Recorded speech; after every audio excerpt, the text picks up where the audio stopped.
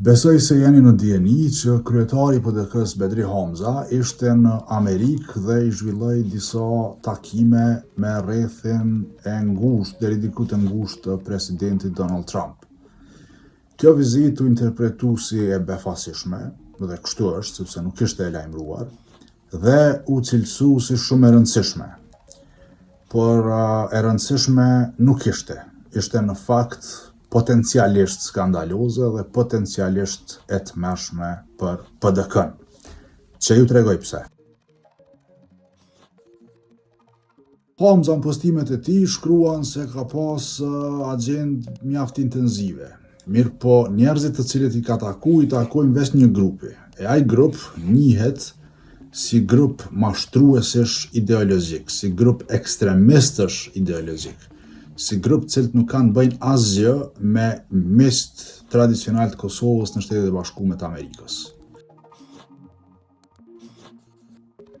Tazëm, mesin e figurave që i ka taku është edhe një farë James Carafano, i cili është pjesë e Heritage Foundation, një institucion ultrakonservativ në Amerikë, i cili e ka mbështetur Donald Trumpin, është e vërtet, por i cili e ka hartu një farë agjende të quajtur Project 2025, projekti 2025, dhe i cili përmbante politika aq konservatore, aq ekstremiste, sa e patën detyru edhe Trumpin me u distancu prej tyre. Pra, kush janë këta njerëz, thoshte ai, megjithëse natyrisht i kishte ofër vetës. Project 2025 e rriste pushtetin e presidentit, rolit presidentit në Amerikë, deri gati në nivelin e mbretit. Po ashtu i mshonte fort luftës kulturore në Amerikë, pra luftës kundër LGBTIQ, i prishte krejt norma demokratike amerikane, pra i prishte shtyllat mbi të cilat mbështetet demokracia amerikane. Ishte një dokument skandaloz, cilin e kam botu këta njerëz. Përveç Carafanos, Hamza u taku edhe me një tjetër person përfshirë në këtë agjendë skandaloze. Ishte Marks Primorac, cilit Hamza si adin asemen, shqyqyrë si adin asemen, pra nuk është as i familiarizuar me të. Po ashtu edhe ky është hartues, është pjesë e kësaj agjende të tmerrshme. Unë ju ftoj që të shkoni dhe ta shihni se për çka flet Project 2025. Hamza e ka taku edhe një farë Charles McLaughlin, por i cili është më i pranueshëm, po themi që është më i pranueshëm për me u taku. Megjithatë, edhe ai është ultrakonservator, edhe ai është pjesë e rrethit të ngushtë të Trumpit. E këtu të ndalemi te një skandal që është publiku, për neve skandal që është publiku në nëntorin e vitit të kaluar, nga The New York Times, për me ju tregu se çka përmban rrethi i ngushtë i Trumpit.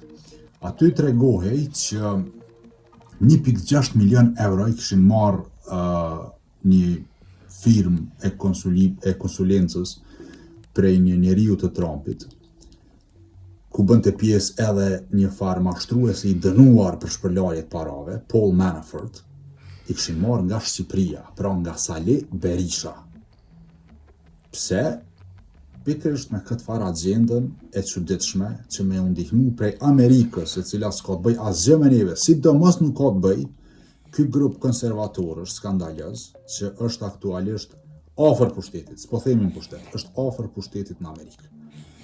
Nuk është ndihmu Sali Berisha, e dini e ka psu debakël nga Edi Rama për herë të katërt, 4 mandate radhazi, pra nuk i ndihmuan amerikanët, bile veç e prishën këta amerikanë. Dhe natyrisht se do ta prishin edhe Bedri Hamza.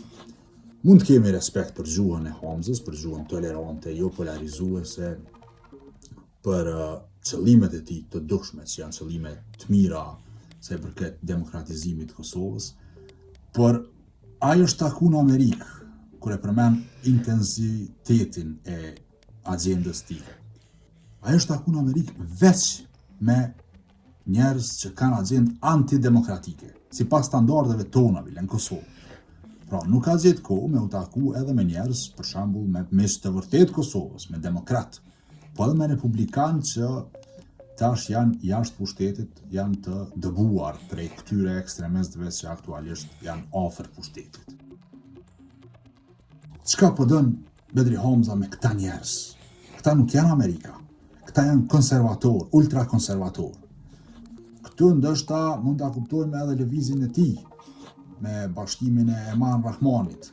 Unë bile pash një sekuencë në një medium të Bedri Hamzës, ai pyetet a e mbështet kodin civil, projekt kodin civil, a e mbështet martesat mes personave të seksit njëjtë.